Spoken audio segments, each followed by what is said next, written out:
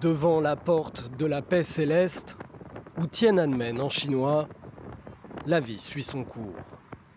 Ce dimanche 4 juin, rien n'indique que sur cette place, 34 ans plus tôt, des milliers d'étudiants chinois qui réclamaient plus de démocratie et de justice sociale se sont fait tirer dessus par l'armée.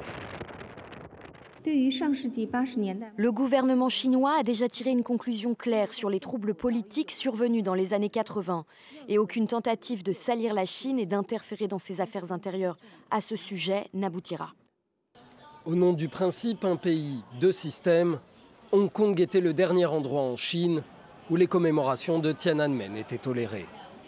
Ce samedi, après avoir brandi un papier sur lequel est écrit « Conscience », cette militante pro-démocratie est emmenée par la police.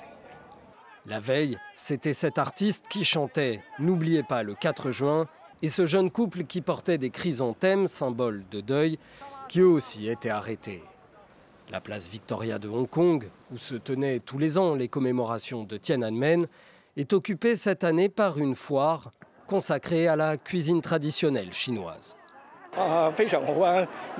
Je pense que c'est très bien car dans le passé, cet endroit était occupé par d'autres. Mais maintenant, nous l'avons repris.